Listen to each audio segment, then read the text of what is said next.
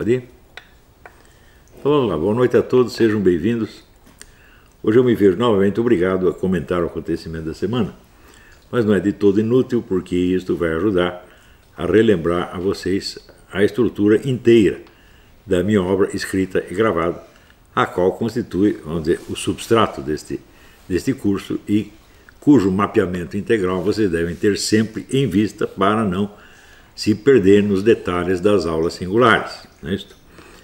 Então, o material que saiu da semana foi o seguinte: a Folha de São Paulo convocou 5 pessoas para escrever sobre mim esta semana, né? E as 5 repetem os mesmos chavões de 1996, que saíram logo após o imbecil coletivo, né? Então é apenas uma reedição ampliada dos mesmos chavões, mesmos cacuetes mentais.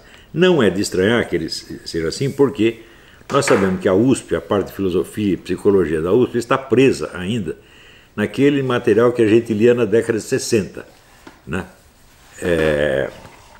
Foucault, Derrida, Lyotard, aquela coisa toda, como se nada tivesse acontecido na esfera filosófica mundial durante esses 60 anos. É uma coisa impressionante, é como falou um amigo meu, você chega na USP, é o túnel do tempo. Você chega lá, você está nos anos 60, é ainda o tempo do Woodstock, né? É o Woodstock, é o maio de 68, e quando os caras chamaram 68 o ano que não acabou, tem razão, para eles não acabou. Eles vivem realmente dentro de uma bolha, né? Não só espacial e sociológica, mas temporal. Todos eles são assim.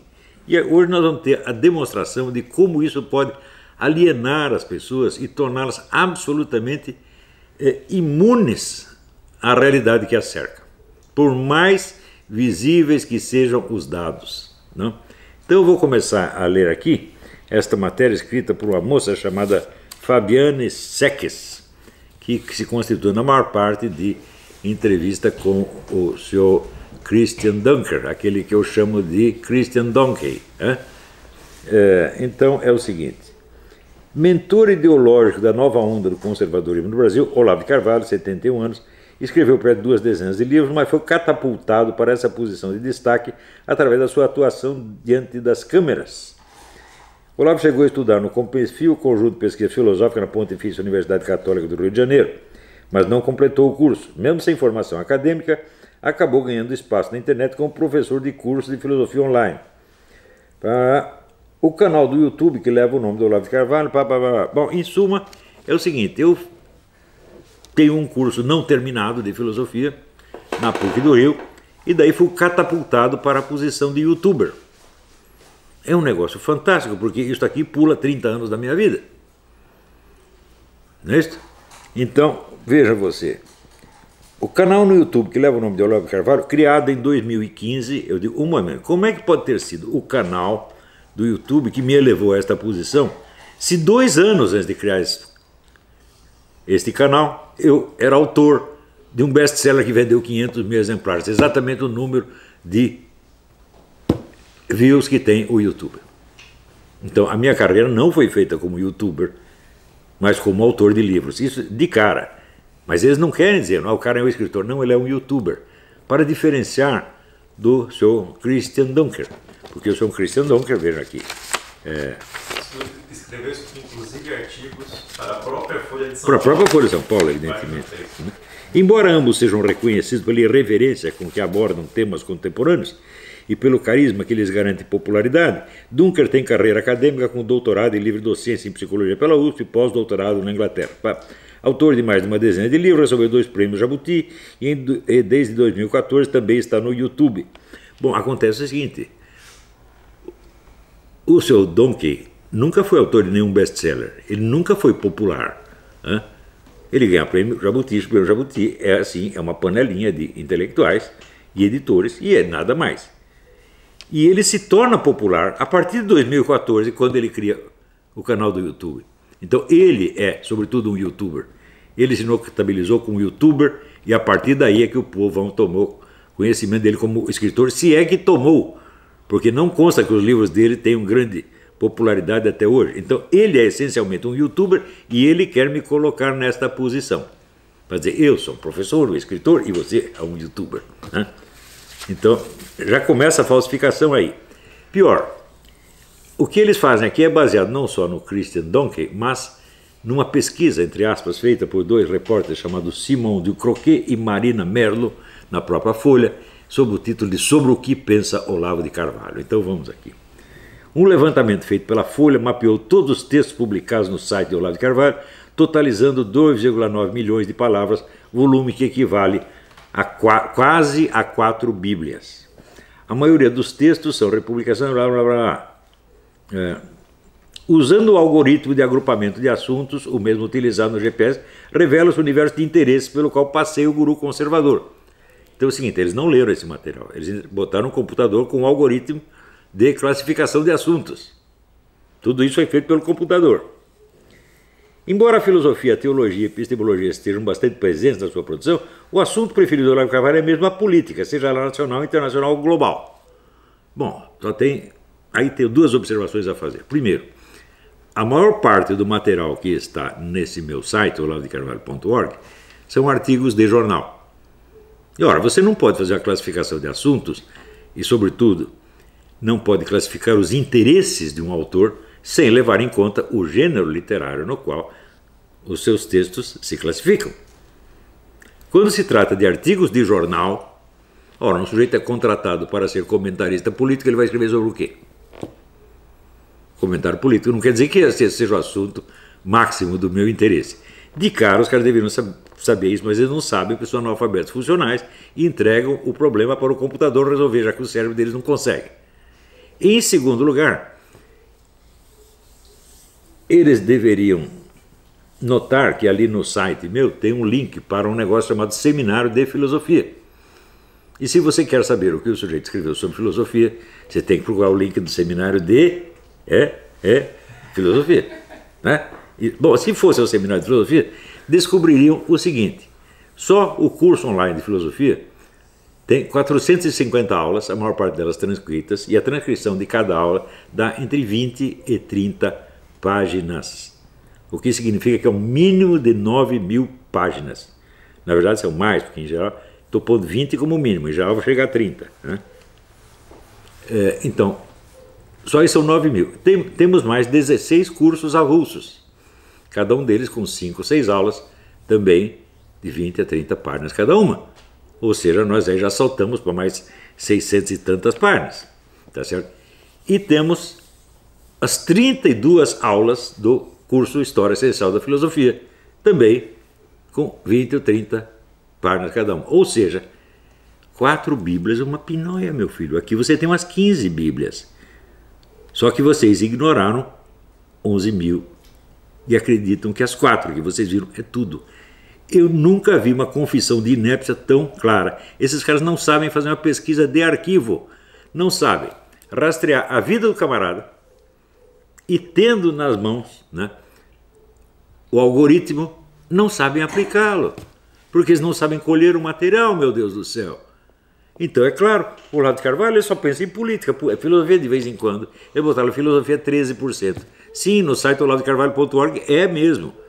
Esse site é constituído basicamente de artigos de jornal. Sobretudo, são os 8 volumes que saíram na série Cartas de um Terráqueo e mais uns 8 volumes que ainda não estão publicados em livro, que constituiria a série, a continuação da série Imbecil Coletivo, da qual nós só publicamos 2 volumes.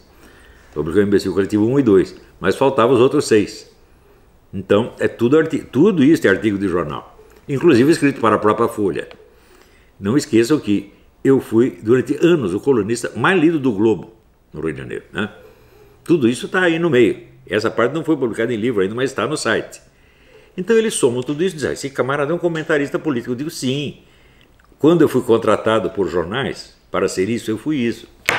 Agora, o que eu escrevo por minha própria iniciativa, tá certo? E o que eu me interesso realmente em pessoa é outra coisa. Só que vocês não são capazes de olhar que tem um link. É como se o material que está no olavodecarvalho.org fosse o tudo. Né? Quando, obviamente, qualquer um que estude o assunto, que conheça um pouco, como o jornalista português que examinou isso outro dia, ele disse: a obra central deste sujeito são as 450 aulas do curso online de filosofia. 9.000 páginas pelo menos, no mínimo. Nós temos até aqui um volume onde o sujeito imprimiu as 15 primeiras aulas. Está por aí? 20 primeiras aulas, vou pegar lá. Eu vou mostrar para vocês daqui a pouco. Só para vocês terem ideia, as 20 primeiras aulas, só para você ver o tamanho da coisa. Então, eles ignoram totalmente o conjunto da minha obra e publicam o negócio na Folha de São Paulo, sim, com ares de que está fazendo um treco científico, quando não sabem sequer fazer uma simples pesquisa de arquivo. Porque se pesquisassem no arquivo da Folha de São Paulo, eles veriam como é que eu comecei a minha carreira. Foi de youtuber ou foi de comentarista político? Não, meus filhos. Primeiro texto meu que chamou a atenção e que foi discutido na mídia e que virou até página inteira do jornal Globo, capa e página inteira do Globo, foi Aristóteles em Nova Perspectiva. Uma obra que renova completamente a área dos estudos aristotélicos e cuja importância histórica foi comparada pelo filósofo português Mendo Castro Henriques à obra de Jean Batista Vico. Isso fui eu que fiz. E foi com isso que eu comecei. Por que isso foi aparecer no jornal? Porque um aluno meu me perguntou se podia levar aquele texto para a revista Ciência Hoje, que era a revista da Sociedade Brasileira para o Progresso da Ciência. E ele levou. E enquanto isso eu esqueci que o texto estava lá e mandei imprimir como livro. E saiu uma primeira edição com o nome de uma filosofia aristotélica da cultura. Depois, na segunda edição, saiu Aristóteles em Nova Perspectiva, Introdução à Teoria dos Quatro Discursos.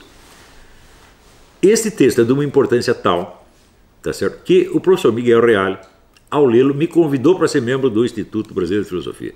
Eu não fui pedir minha inscrição, nunca pedi nada para ninguém. Ele veio me procurar e disse: você tem que ser membro do Instituto, vai ter o 5º congresso, agora você participa e já vira membro efetivo. E, em segundo lugar, graças a esse texto, eu fui um dos 7 brasileiros que foram convidados a participar do maior congresso de lógica no mundo, que foi o Unilog, realizado em Montreux, na Suíça. Fui eu que fui pedir minha inscrição para fazer currículo? Não. Foi o presidente do congresso, o professor Alexandre Costa Leite, que leu o meu trabalho e veio me convidar. O seu Christian Donkey fez alguma coisa desse tipo? Não. E o camarada quer dizer que eu apareci como youtuber? Eu disse: meu Deus, uma página inteira no Globo e capa do Globo não é nada, não. Isto foi em 1985 ou 6. Foi isto que me fez aparecer. Foi assim, com este trabalho, que eu me tornei uma figura pública. E graças a este trabalho, o próprio Globo me convidou para ser colunista. E em seguida, eu publiquei O Jardim das Aflições, que foi celebrado como obra-prima por tipos como Herberto Salles, Josué Montello, presidente da Academia Brasileira de Letras, Nélida Pion, também presidente da Academia Brasileira de Letras, Jorge Amado, Nelson Saldanha, presidente da Fundação Joaquim Nabuco, e que provocou uma sessão especial da Fundação Joaquim Nabuco para discutir a minha obra. O seu Christian Donkey, o curriculinho dele tem isso? Não, não tem. Ademais, graças a estas obras, surgiram várias teses universitárias a meu respeito. Eu não sou autor de teses universitárias, eu sou assunto. Para estudar a minha filosofia foi feita, a minha filosofia do direito gerou a tese do Luiz Virgílio Della Rosa, que é o Direito como Garantia. É uma tese minha, que ele aprofundou. E o Bruno Garchagen fez uma tese, sob orientação, aliás, do João Pereira Coutinho, na Universidade Católica de Lisboa, sobre a minha teoria da mente revolucionária. A minha teoria da mente revolucionária é um pedacinho assim da minha filosofia política, a qual é um pedacinho assim da minha filosofia. A minha filosofia até o momento está exposta em pelo menos 9.000 páginas, sem contar os 16 cursos avulsos, ou seja, 9.000 é o mínimo. Na verdade, isso é entre 13 e 14 mil. 15 bíblias. Eles não leram nada disso, eles não sabem que existe. E posam perante o público de quem fez um estudo científico a respeito. Isto é uma farsa, isto é uma palhaçada, isto é uma prova de inépcia total. Esses garotos não são capazes de fazer um trabalho de ginásio. Qualquer garoto dos anos 50, 60 fazia uma pesquisa. Qualquer garoto de ginásio dos anos 50, 60 fazia uma pesquisa melhor do que isto. Uma pesquisa biográfica do cara que pula 30 anos de vida do sujeito, para dizer que ele de repente saiu do competitivo, foi virar um youtuber. Isso evidentemente é uma palhaçada. Né? Então, é o seguinte, eu não estranho que a Folha faça isso, porque a Folha só sabe fazer isso. A Folha é um jornal fraudulento na sua essência e nos seus detalhes, em tudo. É uma organização criminosa que só serve para fazer isto. Tudo que ela faz é assim. Eu vou dar mais alguns exemplos. Né? Olha, isto aqui é o seguinte, são as 20 primeiras aulas do curso online de filosofia. 20 primeiras. 450, né?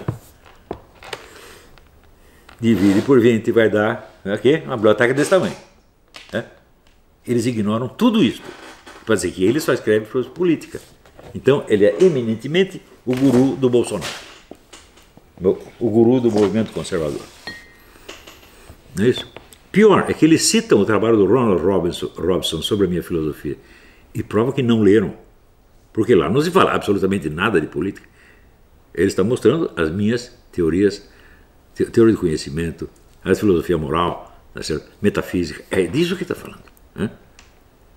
E os caras apagam tudo isso para dar a impressão de que o sujeito é só um comentarista político no YouTube. O que isso é? É fraude, isso é crime. Né? Agora, este seu Christian Donkey, ele é cúmplice disso. Por quê? Ele dá uma entrevista falando de mim, ele não contesta uma ideia minha. Ele só deprecia. Por exemplo,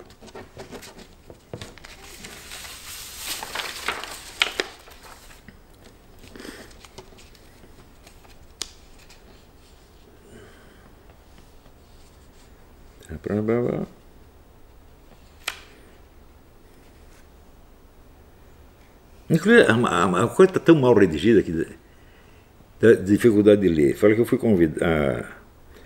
Antes do resultado da eleição, os bolsonaristas sugeriram o nome de Olavo para 2 ministérios. Embora não tenha aceitado o convite, que afinal se concretizou, eu digo, hã? Como é que o convite se concretizou se eu não aceitei? Que história é essa?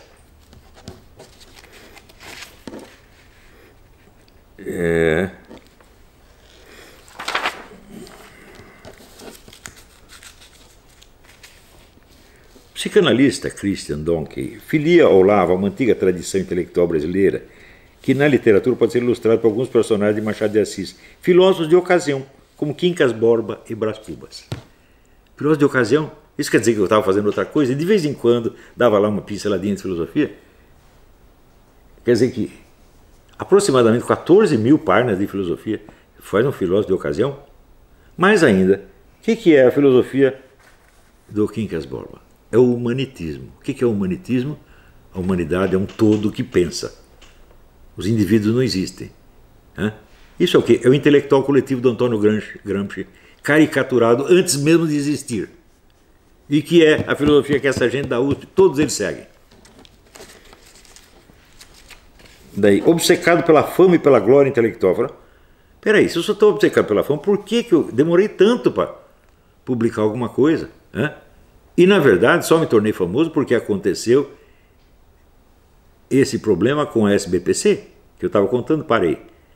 Publiquei o livro, daí, depois de publicado o livro na sua primeira versão, me chega um relatório da SBPC, relatório de leitura. Lemos o seu trabalho e não podemos publicá-lo porque é um trabalho especializado de odontologia. Bom, podemos confundir com ontologia, mas o trabalho não era nem de ontologia, era um trabalho de lógica. Então, do que estão falando? Isso aí daí eu escrevi uma carta para lá, fazendo acusação. Eles disseram, não, ao contrário, o seu trabalho foi examinado por uma comissão de alto nível. Eu fui ler o relatório da comissão de alto nível, era uma besteira só. Uma atrás da outra, que eu publiquei até uma análise disso, como apêndice do livro, para que as pessoas me acreditassem, senão não ia acreditar. Falando, como é que uma comissão de alto nível escreve um negócio que tem um erro por linha? Mostrando que o sujeito nunca tinha lido Aristóteles. Mas nada, ignorava tudo. O livro está publicado, está lá o apêndice para quem quiser conhecer. Por causa disso, o negócio virou um escândalo, porque aquilo atentava contra a honra da SBPC, que é uma representante da ciência nacional, e a coisa foi tão vexaminosa que o presidente da SBPC, Enio Candotti, acabou desistindo da sua carreira científica e foi virar plantador de alface no Rio Grande, que é uma coisa que certamente ele tem a capacidade para fazer. O assunto depois foi abafado, ninguém mais quer falar nisso. Foi com isto que eu apareci na mídia.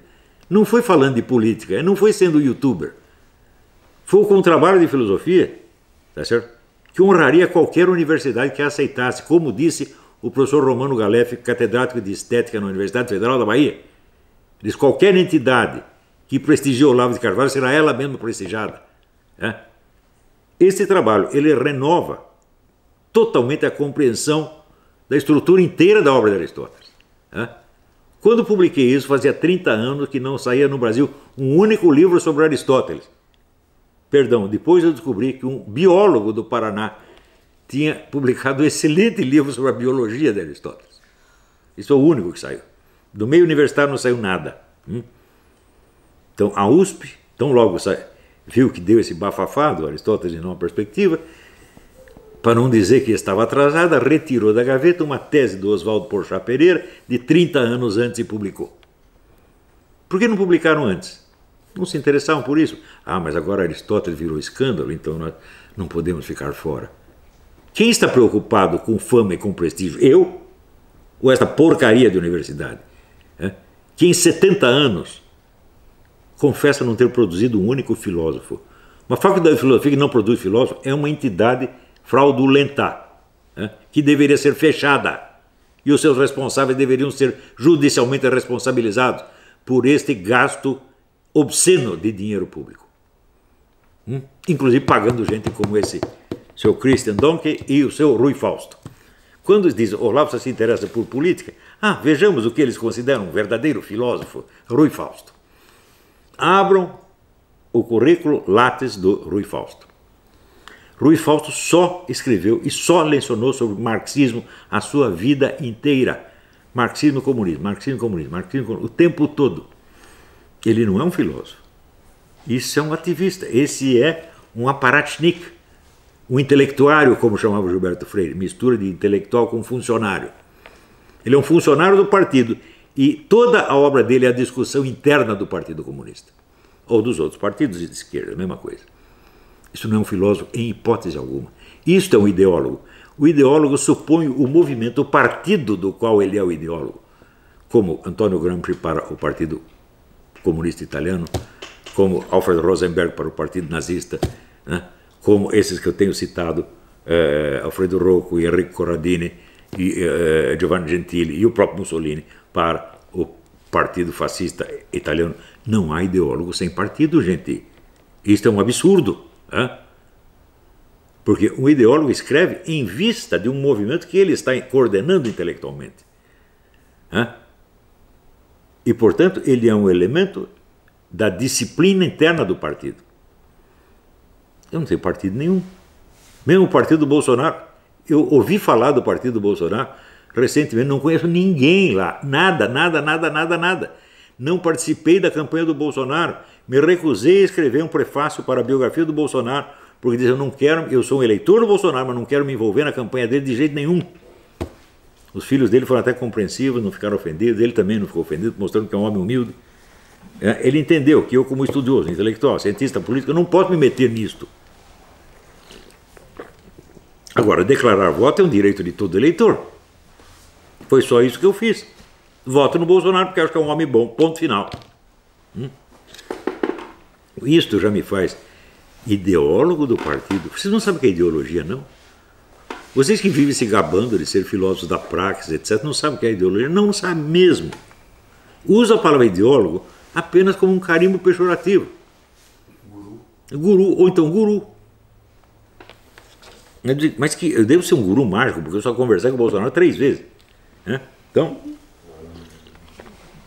agora, o Rui Fausto conversou com o Haddad durante décadas, porque ele foi o orientador da tese do Haddad. Tese que em si mesmo é uma fraude, porque ele diz que está reescrevendo o Manifesto Comunista nos seus 150 anos, aniversário de 150 anos, e diz: Marx só conhecia 2 classes, mas eu, Fernando Cagade, vou introduzir mais 2. O pessoal que trabalha na área de serviços e o lumpenproletariado. Como se o pessoal da escola de Frankfurt não tivesse feito isso 50 anos antes dele. Isso quer dizer, o Rui Fausto aprovou essa tese sem ler. Porque eu não posso acreditar que o Rui Fausto desconheça as contribuições da Escola de Frankfurt. Então ele imediatamente notaria, cagado, isso aqui não está bem, você está se atribuindo méritos que não são seus. Mas olha, o meio universitário é assim. Para entender o que é a Universidade do Brasil, você tem que ler as coisas que o grande historiador brasileiro Zé Honório Rodrigues escrevia sobre a carreira de professor de História nas universidades e aquilo que o professor Edmundo Campos Coelho escreveu no livro A Sinecura Acadêmica, que é um livro que esse pessoal petista já conseguiu fazer desaparecer das livrarias, porque é muito vexame. Né? Então, vamos lá.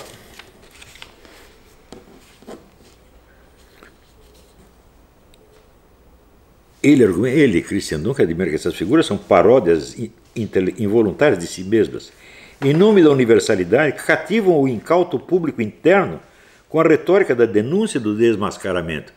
Sim, tem a retórica da denúncia e do desmascaramento nos artigos de jornal. E o resto, o que eu escrevi sobre metafísica, sobre epistemologia, sobre lógica, é também desmascaramento, denúncia e desmascaramento? Não, é que vocês não leem isso, vocês ignoram que isso existe. Não sabem fazer uma pesquisa de arquivo, meu Deus do céu. Nem o Christian Donkey, nem esses seus auxiliares.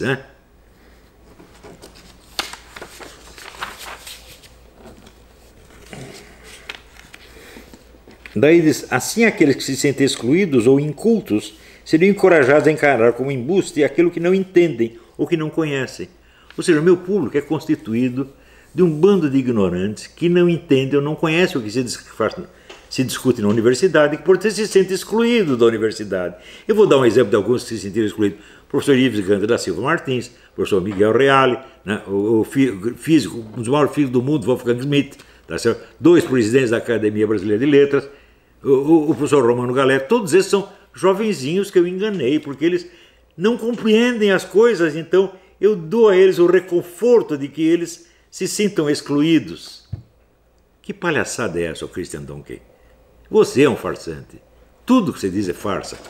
O cara também chega aqui ao máximo, né? A credibilidade de Olavo será apoiada, segundo Dunker, no recurso da autoconfirmação pragmática. Aspas. Quando é atacado por suas ideias, Olavo de Carvalho depende-se com a condição de excluído ou de perseguido. Eu nunca fiz isso. Mas nunca na minha vida. Só que em 1996 eles já diziam essas mesmas coisas. Até o Paulo Roberto Pires, né, que fez uma crítica absurda do imbecil coletivo, provando que nem tinha lido o livro, diz a mesma coisa. E até eu me lembro que é o seguinte, ele disse, ele se sente perseguido pela massa ignária. Eu falei, nunca fui perseguido pela massa ignária. O único ignário que está me perseguindo é você. E aqui a mesma coisa. O único idiota que está me perseguindo é você. Aliás, não está perseguindo, você está me difamando, mentindo. Eu duvido, aposto com você pegar um trecho onde, criticada uma ideia minha, eu tenha respondido assim. Minha ideia não pode ser criticada porque eu sou um perseguido. Quem faz isso são vocês. Eu vou dar um exemplo de quem faz isso. Aqui.